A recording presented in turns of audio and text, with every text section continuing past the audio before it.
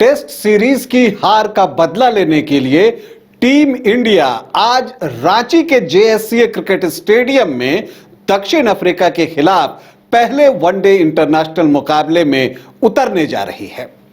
Test series में दक्षिण Africa ने भारतीय टीम को शिकस्त दी है, तो अब उसका हिसाब भारतीय टीम वनडे इंटरनेशनल मैचों की सीरीज से करना चाहेगी। इसके लिए भारतीय टीम में रोको की वापसी हुई है। रोहित शर्मा और विराट कोहली भारतीय टीम में आ चुके हैं, तो ये जो मुकाबला होने जा रहा है वो बहुत खास होगा। रांची में भारतीय टीम पलटवार के लिए पूरी तरह से तैयार है, तो दक्षिण अफ्रीका एक बार फिर से वनडे इंटरनेशनल में भी अपनी सुपीरियरिटी जो है वो प्रूफ करना चाहेगी। क्या कुछ होगा आज के मैच में, इसी पर हमारी चर्चा होगी। नमस्कार, आप देख रहे हैं न्यूज बाय स्कोप और मैं हूं राकेश रंजन। भारत और दक्षिण अफ्रीका के बीच 3 मैचों की वनडे मैचों की सीरीज का पहला मुकाबला आज रांची के जेएससीए क्रिकेट स्टेडियम में खेला जाना है।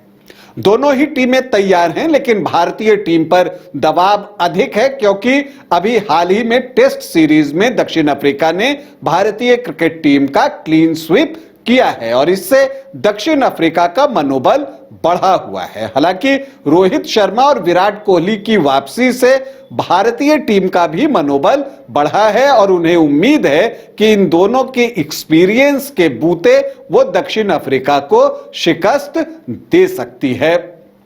लेकिन देखिए, जीतना इतना आसान नहीं है, आपको कुछ चीजें करनी भी होंगी। अगर आप देखें तो जो सबसे अहम बात है वो ये है कि भारतीय टीम को अच्छे शुरुआत की दरकार होगी। वनडे इंटरनेशनल में अच्छी शुरुआत बहुत महत्वपूर्ण होती है।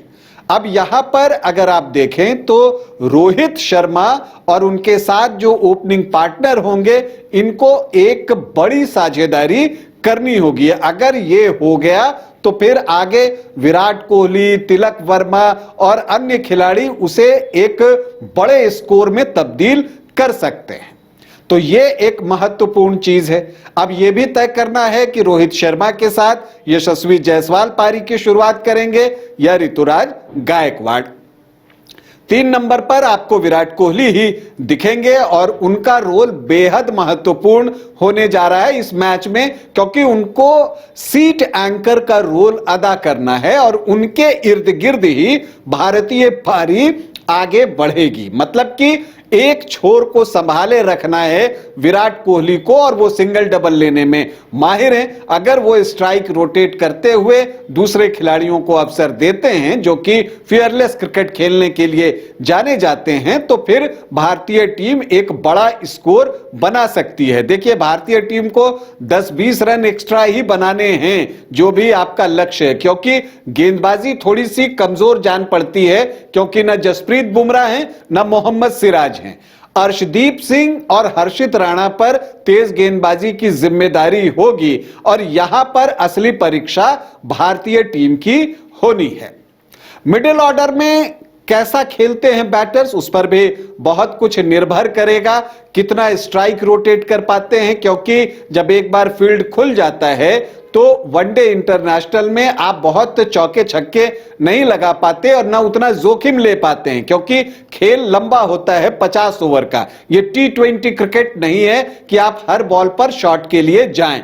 तो इसीलिए मिडिल ओवर्स में खेल को किस तरह से भारतीय टीम आगे बढ़ाती है उस पर भी बहुत कुछ निर्भर रहने वाला है। तो दूसरी चीज यहां पर यही है कि भारतीय टीम कितने कम डॉट बॉल खेलती है। देखिए, वनडे इंटरनेशनल के लिए जो एक महत्वपूर्ण चीज है कि आप डॉट बॉल्स अगर कम खेलते हैं तो फिर इसका मतलब होता है कि आप स्ट्राइक रोटेट करते हैं, और जब आप स्ट्राइक रोटेट करते हैं तो ओकेजनल बाउंड्रीज जब आ जाती हैं तो आपकी रनगति अच्छी ही रहती है। तो इसीलिए कम से कम डॉट बॉल खेलना भारतीय क्रिकेट टीम की प्राथमिकता होगी और इंडियन बैटर्स को इसके लिए काम करना होगा। इसके अलावा आपको एक ये भी देखना है कि गेंदबाजी में, चूंकि यहां पर आपको जसप्रीत बुमराह नहीं है, मोहम्मद सिराज नहीं है, जसप्रीत बुमराह डेथ ओवर्स के कमाल के गेंदबाज हैं, तो भारतीय टीम के लिए असली समस्या डेथ ओवर्स में आने जा रही है। वहां पर अर्शदीप कुछ अच्छे यॉर्कर डालते हैं, लेकिन हर्षित राणा की परीक्षा होगी, अर्शदीप की भी परीक्षा होगी कि जब एक बार आप पर दबाव बनता है और सामने वाली टीम, चूंकि उनके आप फिनिशर के तौर पर देखें तो मार्को येंसेन होंगे, मुत्थुस्वामी होंगे, ब्रेविस होंगे, तो कई खिलाड़ी हैं जो कि स्ट्रोक प्लेयर हैं। तो जब वो दबाव बढ़ाएंगे तो वैसे में 40 से 50 ओवर के बीच जो है किस तरह से भारतीय गेंदबाज गेंद डालते हैं, खास करके आखिरी 5 ओवरों में, वो देखना दिलचस्प होगा और उससे मैच का परिणाम बहुत कुछ निर्भर करेगा उन चीजों पर कि वहां पर इंडियन बॉलर्स कैसी गेंदबाजी करते हैं। वैसे रांची की पिच पर स्पिनर की होने वाले हैं, जीत की कुंजी उन्हीं के पास होगी। तो ऐसे में आप देखें तो रविंद्र जडेजा होंगे, वाशिंगटन सुंदर होंगे और कुलदीप यादव भी होंगे। तो स्पिन डिपार्टमेंट भारत का दक्षिण अफ्रीका की तुलना में थोड़ा बेहतर जान पड़ता है। हालांकि ऐसा नहीं है, उधर भी आप देखिए तो केशव महाराज और मुत्थुस्वामी जैसे स्पिनर्स हैं जिन्होंने अभी टेस्ट क्रिकेट में भारतीय टीम को परेशान किया है, लेकिन जब आप क्वालिटी वाइज तुलना करेंगे तो इंडियन स्पिनर्स दक्षिण अफ्रीकी स्पिनर से थोड़े भारी दिखते हैं। लेकिन यही तेज गेंदबाजी की बात कीजिए तो वहां पर दक्षिण अफ्रीका का पलड़ा जो है वो भारी दिखता है, क्योंकि मार्को येंसेन कमाल के गेंदबाज हैं, लुंगी एनगिडी की भी वापसी हो सकती है, इसके अलावा नांद्रे बर्गर हैं, वो एक अच्छे लेफ्ट आर्म सीम बॉलर हैं, तो उनकी गेंदों को भी खेलना आसान नहीं होगा। तो तेज गेंदबाजी का डिपार्टमेंट दक्षिण अफ्रीका का बेटर है, लेकिन स्पिन डिपार्टमेंट भारत का बेटर जान पड़ता है। और अर्शदीप पर बहुत कुछ निर्भर करने वाला है कि वो शुरुआती सफलता कितनी दिला पाते हैं। अर्शदीप सिंह अर्ली विकेट लेने के लिए जाने जाते हैं और अब तक ये काम वो करते रहे हैं, खास करके T20 इंटरनेशनल में। यही काम उनको वनडे इंटरनेशनल में करना है और अगर शुरुआत में उन्होंने विकेट निकाल लिया तब फिर जो है भारतीय टीम के लिए थोड़ी आसानी हो जाएगी दक्षिण अफ्रीका को कंटेन करना। देखिए क्विंटन डिकॉक की वापसी हो चुकी है, वो संन्यास से वापस लौट आए हैं, पाकिस्तान के खिलाफ ओडीआई सीरीज में प्लेयर ऑफ द सीरीज रहे हैं। तो उनके आने से दक्षिण अफ्रीका की बल्लेबाजी थोड़ी मजबूत हुई है और वो रन भी तेजी से बनाते हैं। तो क्विंटन डिकॉक भारत के लिए एक खतरा हो सकते हैं। बाबूमा एक गट्सी खिलाड़ी हैं, वो पारी की शुरुआत करते हुए हमें दिख सकते हैं, वो इस टीम में होंगे। ब्रेविस जैसे प्रतिभावान खिलाड़ी हैं यहां पर, इसके अलावा ब्रिड्सके हैं, वो भी एक काफी प्रतिभाशाली खिलाड़ी हैं। तो दक्षिण अफ्रीका की टीम भी स्ट्रांग दिखती है। लेकिन जहां तक भारतीय प्लेइंग 11 की हम बात करें तो रोहित शर्मा और यशस्वी जायसवाल, ऐसा मुझे लगता है कि पारी की शुरुआत करेंगे। अगर जायसवाल नहीं खेले तो वहां ऋतुराज गायकवाड़ होंगे। 3 नंबर पर आपको जो है विराट कोहली दिखेंगे, 4 पर तिलक वर्मा और ऋषभ पंत में से कोई एक, ज्यादा संभावना तिलक वर्मा की। इसके बाद 5 पर कप्तान केएल राहुल होंगे। अब 6 नंबर से ऑलराउंडर्स की श्रृंखला शुरू हो जाएगी, जिसमें रविंद्र जडेजा होंगे, वाशिंगटन सुंदर होंगे और नीतीश रेड्डी होंगे। लेकिन अगर बैटर बढ़ाकर खेलना चाहे टीम इंडिया तो नीतीश रेड्डी की जगह ऋषभ पंत को टीम में डाला जा सकता है। इसके अलावा कुलदीप यादव होंगे और फिर आखिर में 2 तेज गेंदबाज अर्शदीप सिंह और हर्षित राणा इस टीम में हो सकते हैं। तो यही भारत की प्लेइंग 11 होगी।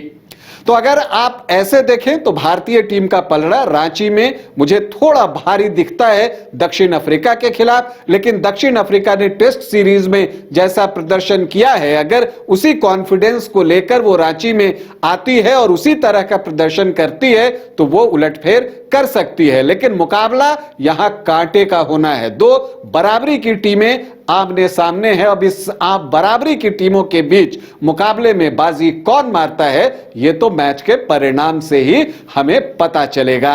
टीम इंडिया को हमारी ढेरों शुभकामनाएं। अभी आपसे अनुमति चाहेंगे, इजाजत दें, नमस्कार। अरे कहाँ चले सुबह सुबह? अरे चिंटू इंजीनियर, घर बन रहा है ना, टीएमटी रिबार लेना है। कौन सा? कोई भी सस्ता वाला। और नया फोन? हाँ। ये कैसे लिया? ये स्टोरेज, कैमरा, डिस्प्ले सब चेक करके लिया है। अच्छा, तो फोन के लिए इतना रिसर्च और घर के लिए? मतलब टाटा स्टील आशियाना पे रिसर्च करोगे तभी पता चलेगा कि टाटा टिस्कॉन 550 एसडी में है बेहतर ताकत और लचक, जो आपके घर को दे सुरक्षा के साथ सेविंग्स भी। क्या हुआ? पहले रिसर्च करनी है ना। टाटा टिस्कॉन 550 एसडी, समझदार बने, बेहतर चुने।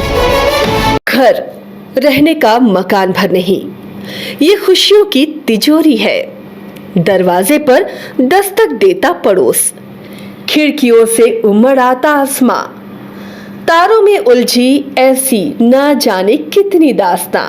कहती हैं चले डायमंड सिटी, एक सफर हम सफर के साथ अपने घर तक। Diamond city, life long bonding, 500 से ज्यादा खुशहाल डायमंड परिवार। जल्दी करें, सिर्फ 200 फ्लैट बाकी। आज ही बुक करें अपना आशियाना।